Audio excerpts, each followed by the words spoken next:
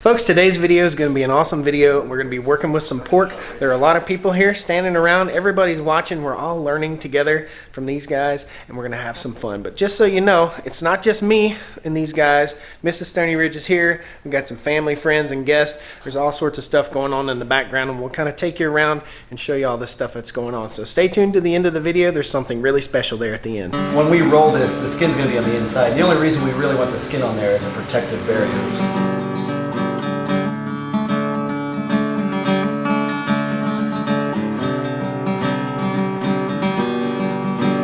Guys, this is Josh, Stoney Ridge Farmer, and we are in Ohio, in the heart of Amish country of Fresno, Ohio, with Doug and Andy from Hand Hewn Farm. And today we're going to be working with a piece of pork, and we're going to teach you how we make pancetta. Is it okay to touch it? Do it, please. This is pancetta, and it's basically a rolled Italian-style bacon. So we're going to have some fun today. We're going to learn something together from some guys that do this stuff for a living. So come along on the farm vlog. We'll get her done. It's worth noting that this was from a pig that was butchered at the Homesteaders of America conference by workshop attendees. This piece of meat right here is from this area of the hog, is that right? The belly? Tell me. That's correct. Technically, it's the lower part of the belly. Lower part? Okay. Yeah, the top part up here where the loin would be is where the baby back ribs were, and this would be the spare ribs, and then down here would be the bottom of the animal. Gotcha. Correct. Now the spare ribs, are those like a floating rib on the hog? Is there a bone here that was removed, or? Spare ribs are so called because they are what's left over after the baby back ribs are cut off. Okay. So the baby back ribs are attached to the spine, and they go all the way down to the bottom of the belly, and when you cut off the baby backs to remove them for commercial value, you're left with the spare ribs. Gotcha. And so there is no bone in this at all. Nothing like that. Underneath here, you guys said that this has the skin on it still. You guys are gonna remove this section of meat, roll this up really tightly, and wrap it in butcher string. Yep. Is that right? Now, I noticed some mold growing on, and we'll get some close-ups of this, but there's mold growing on this cut of meat that's already been cured. Tell me about that mold, because that's something special. Well, the mold is special, but historically it's special because it's regional. Different mold strands grow in different regions, but all of that mold contributes to a funkiness to the flavor of the meat that would not be present without the mold. Right. Good funkiness. A good funky, good yeah. Funky. So what I'm kind of getting at here is, guys, we cured hams on our farm, we cured meat on our farm, and what we hang in our smokehouse is going to have a different flavor than what these guys hang in their smokehouse up here in Ohio. It's just a total different world, a different flavor, and a different, the curing process is different in different areas. So the mold that grows on your ham and the mold that grows on your prosciutto on the outside of the meat is going to give it a total different flavor depending on the area of the world that you're in. So stuff in Italy is going to taste different than stuff in Ohio. And even different parts of Italy. Northern Italy is different than southern Italy. Yeah. Yeah, and the fancy name for that is terroir, which all that really is your own sensibility and flavor to your specific region, and that should be celebrated. Terroir should be something that, even if you make pancetta or prosciutto from pigs in Appalachia that are very much distinct from pigs raised in Italy, for example, and turned into prosciutto, that doesn't make them lesser. It just makes them yours, and that's a good thing. So what we lose a lot of in America is the essence of where food comes from, because everything gets milked out of some factory basically and slopped over into a bin in the grocery store, and you just get pork, and that's the flavor of pork. So 8 pork chops on a tray at the grocery store could come from 8 different pigs, So what you lose here in the commercial food industry here in our country is that flavor and the essence of where something comes from that you guys celebrate. Right. And the time that it takes. This doesn't happen in the United States because that pancetta is 2 years old. Right. We're not willing to wait on 2 years like that. Yeah. Or store it. The commercial value would be astronomical. Yeah. So like with country hams and stuff, I get asked a lot about our country hams, if you can buy a country ham from us, and the answer is no. It's not sellable unless you're an inspected USDA facility. However, this has more value. This piece of meat or this piece of meat has more value to you guys than money. I mean, really, the goal is to teach people, and that's what they do at Hand Hewn Farm. Is they can come out to your farm, or you can come to their farm, and they give classes on how to butcher hogs. Do you do cows? Beef. You do chickens? Yep. Rabbits? Sheep. Sheep? Okay. Goats are fine, sheep are fine, beef, cows are fine. The reason that we love pigs, and pigs are our sweet spot, is because you can cure every single cut of the animal and take it in a myriad of different directions, whether it's a whole muscle cure or a salami or a sausage. Every single one of those can change dramatically, and it's hard to do that with another animal. The fat content of these animals is what makes them so curable. Is that right? That fat gives the salts and the flavors a vessel to travel through the meat. Is that right? Or? And the texture of the fat after it's cured. You know, pork fat becomes silky and will melt in your mouth, where other fats don't necessarily do that. This is your love. This is the labor of love here on the farm. It's the sweet spot, yeah. Gotcha. And anybody that has enjoyed a slice of culatello or pancetta or prosciutto or capicola will understand why it is worth every painstaking minute to get here. What did you put on here? So this was salted, and then there was sweet pepper, like a pepperoncini, I think. Some type of sweet ground pepper, and nutmeg and lemon peel. So the people that came to the workshop made up this recipe. We've never done this. After they mixture. butchered it, this was part of half of a pig, and the attendees butchered the pig and then cured it. Cool. And we gave them some guidance, but a lot of the recipes they determined themselves. We don't want any of the skin to be rolled into the interior, so we're kind of doing a preliminary rolling to see where we want to take the skin off, because this skin will protect it as it's drying and aging. So we want to keep the skin, but we don't want it to be on the interior of the roll. We're trying not to take off too much fat. It's mainly just the skin. Okay.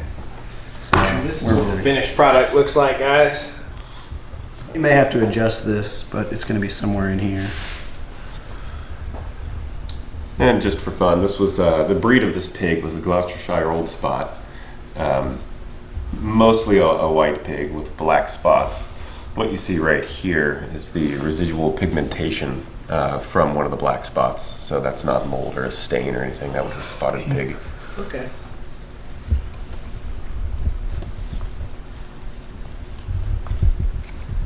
So you're holding that tight as you just kind of fillet off the skin? I'm getting a little bit of the really soft fat here on the edge. Gotcha. But yeah, we're just coming right underneath it to take off the nipple line, as they say. And like I said, we might have to go back through, depending on how this rolls up. We may have to take off a little bit more here in a minute. Okay. What do you think, Doug? That looked pretty good. It's pretty close, actually. I may take off a tuck little that a cut. little bit more there, but I think we're good. I may take off a little corner and pack it in here. Of the Yeah, so to make sure it rolls up nice and smooth, we're going to take like a little triangle of meat off of here and actually lay it inside on the interior where it's rolled up. While you're trimming that off, let's talk about your apron. This thing is really intriguing to me. You guys have these aprons handmade, is that right? We did. There's a local blacksmith down the road. and leathersmith. And leathersmith. There's a blacksmith too, but yes, leathersmith. They made them for us. Gotcha. So we kind of had them made to our specifications. We like having a spot for a knife, and then we also have a leather pad to strop our knives, to sharpen them. We have a place for a towel, a place for a pen, and a pocket that we use for thermometers when we're scalding and scraping, or any other utensil we might need when we're working. It's really nice. You can wipe them off. They're protective. They keep us warm in the wintertime.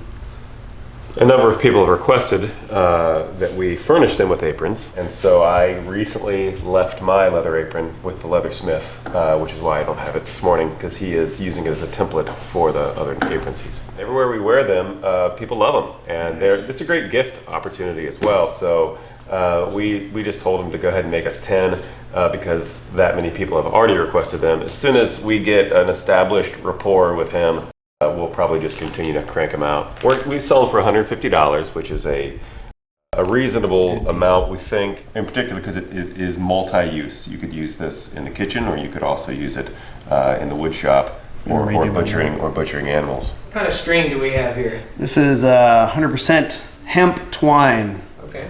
So this is, it's nice because it holds knots pretty well.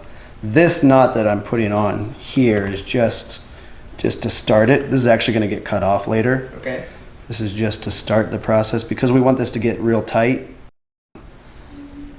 This is just going to hold it in place for a little bit while we get some other string in that we can really bear down on and make really tight. So we're going to put on a few of these just to hold the shape for a little bit. This one was done with cotton. Yeah, Okay, that was just gotcha. because that's what we had at the time. We've since moved on to this hemp stuff. Okay. It's supposed to hold a little bit better. Gotcha. And that's just a slip knot that I'm doing with a little, I'll put a little safety on it here at the end so it doesn't slip off. And hopefully as we do this, this guy will extend and get tighter and tighter. We want these two seams to match up so that it's skin Gotcha. seam all the way So down the through entire there. goal is to match this skin with this skin right here, Right. and have it fully surround and encase this piece of meat. Yep. And then we'll set it aside and let it cure for how long? With a little age, probably for year-ish, year Or and two. a half. Yeah. Okay. This one's about 2 years old. Now, have you sliced a piece of this off We yet? haven't No? cut into that one You've yet. been drooling over it? 'Cause Yeah. We have been. We're looking for the right opportunity. Nice. This one we're going to do slightly different than this one. We're going to actually put a bladder or part of a bladder on each end to seal up the ends. Okay, now this is hog bladder soaked are- in saltwater brine and stored. Well, they were in salt water, but they're in regular tap water regular now? fresh water now to leach out the salt because we don't need any more salt on this. Now, how do you know what amount of salt to put in this? Is there a scientific formula for what you like, or we were talking about this earlier, guys, and this is stored in a vacuum sealed bag, and the vacuum sealed bag has a certain percentage of salt per the weight of the meat, right? Correct. Yeah, we usually fall somewhere between 2% and 3% of the total weight. Gotcha. This one actually is right in the middle. We're at 2.5% salt. Cool. So we weighed this at the Homesteaders of America conference, and the people at the conference, we taught them how to do this, but basic math, we figured out the weight in grams because it's a base 10 system. It's a lot easier to figure out the numbers. And we figured out 2.5%, and we weighed out that amount of salt and rubbed it all over the belly, and then along with the other stuff that we put in it, and then we vacuum sealed it. And it's been in there since this morning. So it's been in there over a month. So after this step, one of the things we'll do is weigh it. And the weighing, the reason we weigh it at this point after it would be tied, is we want it to lose between 35 and 40% of its weight. And that gives us a pretty good benchmark to know when it's shelf stable. Most of the water is being bound by salt that we put in it. The other amount of water is going to dry out over time. And through science, people have figured out that one hunk of meat like this loses between 35 and 40%, depending on the fat content. It is shelf stable, and there's not enough available water for any bacteria to grow. Hence, shelf stable. You could just put it on a shelf and it would be Good to go for perfectly fine. Yeah, it wouldn't need to be refrigerated anymore if you didn't want it to be. Do one more down there.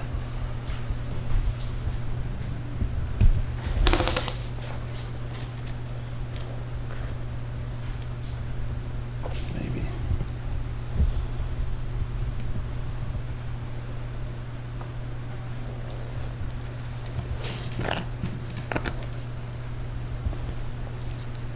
What do you think of this delicious meat? It's pretty cool. Does it make you hungry? Yeah. Did you eat breakfast yet? No. Is it too late for breakfast? It's never too late for breakfast. It's too late for breakfast. It's 11. Oh. Now I'm just tucking, kind of rolling it. Should be able to get them there. Some Italian guys will sew this seam, like with a stitch. Nice. We're not that fancy yet, though. With your hemp string here, you're just Yeah. tying it up as tight as you can, and then you put a knot in the end of it. Is that right? To hold it in place for now. Yeah, it's just a basic slip knot. I mean, there's not much to it. All this is in place to hold this, and then you're going to go around with one single piece of string. You guys are going to team up and wrap it tightly. Is that what I'm... Well, so I did these initial ones, and now I'm going beside the initial one so that this gets loose enough, and I'll just cut that one off. And then the Gotcha. final round will go kind of between all the ones that are left over. So guys, what you need to know is this is like an hour-long process, slowly wrapping this tighter and tighter and tighter. This isn't going to Walmart and buying pork chops, you know what I mean? This is making something, an artisan product, something that you will never ever taste another one like this, and you'll never ever taste another one like the other one they have here. So something really truly special, and just something that it's hard to explain to most Americans how food can actually taste. The culinary value of this piece of meat is not a piece of bacon from McDonald's. This is something so different. I mean, if you had to place a value on this, what would your value be if you had to place a value on this 2 years from now? Like a monetary value? Like a monetary value. $30 to $40 a pound, I think, would be a right. realistic range. So $30 to $40 a pound. So you'd probably be looking at a $250 piece of meat right here. Yeah. A slab of bacon that's worth $250. And if this were bacon, it would be a phenomenal bacon. No one would think otherwise. Oh, yeah, But it we would like all bacon. be gone Yeah. in 2 or 3 days. Whereas, once this is a pancetta, it might last a family 4, 5, 6 months. Right. Just enjoying thin slices at a time that they could either enjoy on a platter with other charcuterie or to accentuate pasta. other dishes. Yeah. So folks, we stopped in on these guys. This is like a family affair. So over here, what are you guys cooking in the big pot over there? We have some Vietnamese pho. Some pho, some Vietnamese pho. And there are 2 places that I want Doug here to take us and show us real quick. So is that, what do you call it, a curing room? And a curing chamber or aging chamber in the corner. And Okay. it's next to our walk-in cooler. Gotcha. Let's go over here and check it out real quick while he's getting everything wrapped up. We got to take you guys, show you something cool. This is beautiful. We have a walk-in cooler that we got off of Craigslist. Nice. If I'm not mistaken, it was $85. Some guy bought a beer drive-through, and he wanted to use the drive-through space for storage, and he just got rid of all the coolers in it. He had 3 of them. One was stainless, one was aluminum, and one was wood. And for us, it was a no-brainer. This is from the 40s, all with the original hardware. And there's 3 windows on the inside as well that open to the out on the sidewall. But we bought it and didn't have a place for it. This building that we're currently in is a milk parlor. It was a milk parlor that Andy's uncle ran. And this, where I'm standing now, was an elevated platform where the cows came in and were milked. Cool. So we bought the walk-in cooler, and it sat under the barn for a solid year. Until I was able to demo out the platforms, pour a new slab, and then reassemble the walk-in cooler. Nice.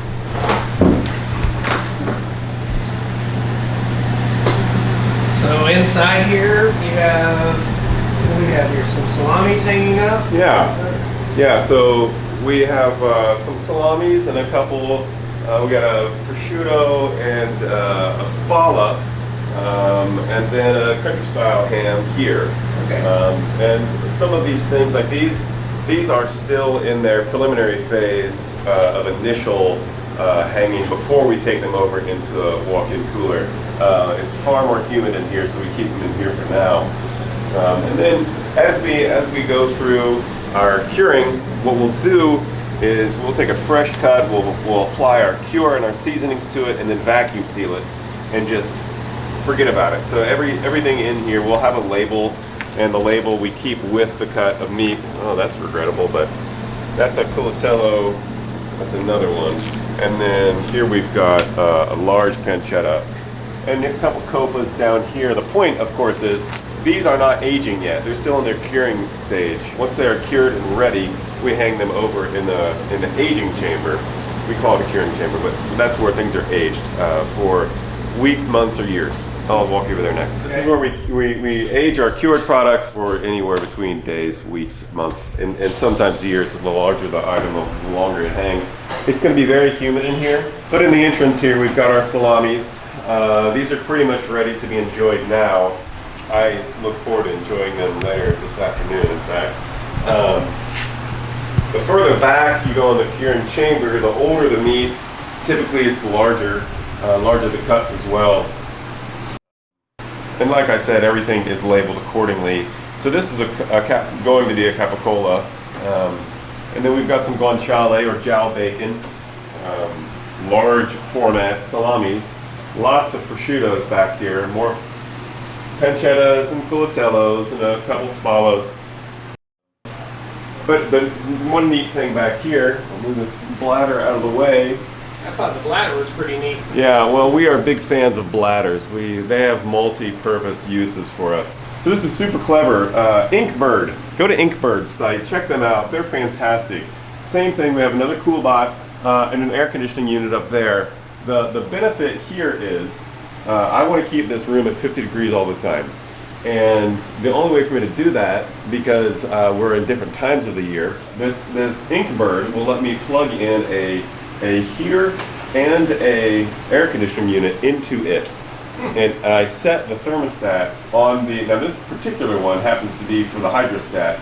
Our temperature right now is just where we want it to be, so we don't even need to use the Inkbird right now. This is for the temperature, high, low, hot, cold. So we've got the air conditioning unit and a space heater plugged into it. This one has a humidifier and a dehumidifier plugged into it. And that way we can measure and gauge the amount of humidity in the space. Nice. So where are we with our pancetta? I'm still in the same place. All right. Now we're getting it tied up. It's getting tighter. We're almost ready for our our final push at getting it sealed up. We'll square up the ends, add the bladders, cinch those on, and then give it one more go around. Still can get a little bit tighter in a few places. So these bladders that are soaking in water will go on the end caps and basically seal the end off. Just as we're using the skin to seal off the meat, we're using the bladders also on the ends. Our American traditions right now have led to what you find in Walmart and Costco. Yeah. Like, that's not a rich tradition. The one exception are the Virginia style hams. Yeah. That's the one exception. And good Southern barbecue. And good Southern barbecue, but that's a little bit more on the prepared food side. And that's what America has that they've done well. Yeah. You know what I mean? Like the country hams and barbecue. Like with pork, everything else is kind of And so the leftover from other stuff. The answer is there are these rich traditions elsewhere that have been doing it for centuries really well for a reason. Right. But we aren't married to them. So we borrow from the French and the German and the English and the Italian. But the curing stuff, the Italians just nail it. I mean, they just nail it. So if it's a sausage, we don't necessarily look to Italy. And if it's a pate, we certainly don't look to Italy. But if it's a whole muscle, man, they just know what they're doing. That's You're trimming the wonderful. end off here to square it off? Yeah, and we'll put the bladder on there in just a minute, and then we'll eat this later. Fry it up. It'll be So that'll be delicious. just like bacon right there, is that right? Without the smoke, Without the pretty much. smoke, But yeah, just like bacon. A lot of American bacon has sugar in it. This didn't have any sugar in the cure, but it will still be delicious. Yeah, I took one bladder, cut it in half, and it's going to be on the ends, and I'll put a little strap on there to keep it in place. And then we'll do our final tie up so we can hang it put it in the curing chamber. Cool.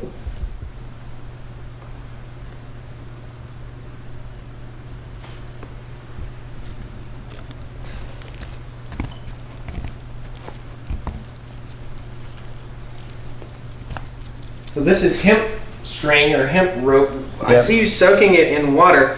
Why do you soak it in water? It keeps the knot better. It doesn't slip out of its knot, and as it dries, it'll actually tighten up. So it keeps pressure on the meat as it's drying out. So you're running a string across the side, similar to what we have here, so Yep. that you can hang it up long ways. Is that correct? Yep.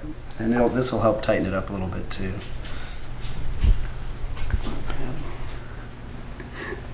No, it's not. There it goes. It's good. This is prosciutto. Yeah, this is an Italian style prosciutto. Yeah. Mm-hmm. Okay, so this is just, how is this made? Tell me a little bit, just the lighter notes, cliff notes. Liner notes. This pig was killed 2.5, almost 3 years ago now. Okay. In fact, yes, we're just shy of 3 years. This was done in the method by which we cure almost all of our prosciuttos, which is just salt and thyme. There were no other ingredients added, and we gave it a full 2 years before touching it with a knife, and then we started at the beginning of this year. So it's been most of a year already of us just slowly shaving and enjoying slices of it off. Yeah. With any kind of a cured meat, but particularly prosciutto, you want, even that is almost too much. You want it to be nearly transparent. You don't want to be able to chew it. You want it to be able to hit your tongue and come to a warm temperature, especially if it's already cool or cold, and then it begins to just melt on your tongue. It's not food that you want to chew up. It is to savor. It's really hard to put words to it. So after about 18 months, I don't know if you've ever had an aged cheese, particularly cheddar, but there are aged cheeses where when you're biting into them, there's a crystal, like you actually, there's a crystal experience with the bite. That triazine is also present in prosciutto, at least 18 months old or older. So these little white crystalline dots right here are in fact the crystals that form within the meat after a certain age, and they are a treat.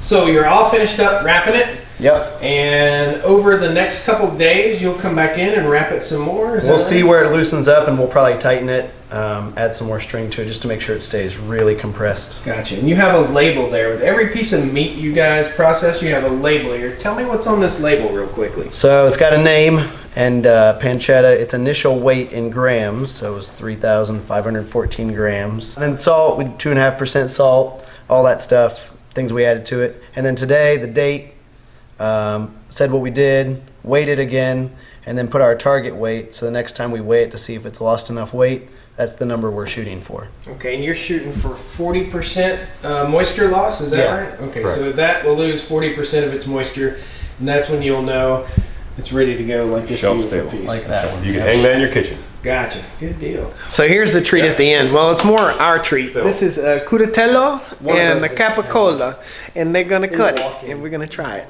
This, how old is this piece of meat right here? It's about 1.5 years. Okay. And this piece of meat right here with the red pepper on it. 6 months. 6 maybe. months or so. Okay. Something like Good that. deal. It's not too old. And these are all salt cured in a different manner. Is that right? Tell me Yeah, about. whole muscle. So this one just had garlic, red wine, salt and pepper, Gotcha. and then it was stuffed into a bladder. Cool. And then this guy down here.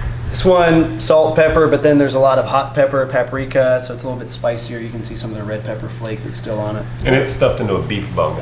Okay. And this is like a ham, the rump portion, and this piece is. Off the shoulder, it's like the neck muscle. Okay, gotcha. So we're getting ready to try some of this delicious cured meat, guys. Thanks a lot for visiting the channel today. I hope you learned a little something. I hope you had fun. I like to take you on a small journey everywhere we go. We're on vacation. We're visiting family in Ohio for Thanksgiving, and we thought we'd share something awesome with you. Check out handhewnfarm.com, and we'll catch you guys next time on the Stoney Ridge Farm. All right? Everybody get the woo? One. Hold on. 1, 2, 3. Woo! Come on down to the Stoney Ridge. Bring your wife and bring your kids. We're living life pure and sweet. That's the way it's supposed to be, Stoney Ridge. Guys, words don't explain this. It's super duper special to come to a place like this. Hand Hewn Farm. We'll probably end up taking the nipples off. Okay. We'll talk nipples, because people like that. Yeah. You could twist one if you wanted to, or Yeah. whatever, you know, you say, Yeah. you know, these things normally just twist right off. You can see the thing moving? Oh, yes. So that's I your- do. yeah. I see it. Oh, that's volume. Yeah. Okay, now how many nipples does a cow have? I mean, now how many nipples does a... Have you guys ever been camping and had to brush your teeth with baby wipes? No. I highly recommend it. Sounds gross. Now you guys are just friends. You're not related or anything like that. Not Just related. met in college. We don't even really like each other that much. I see that. Style curing. Guys, I was asking these guys. I was asking these folks. Fellas, call us These fellas. There we go. I was asking these here boys. That lawnmower got any gas? Behind the scenes, there's a fly in here that's the size of a normal baby turkey. Go on to Hand Hewn. Start this over. Woo!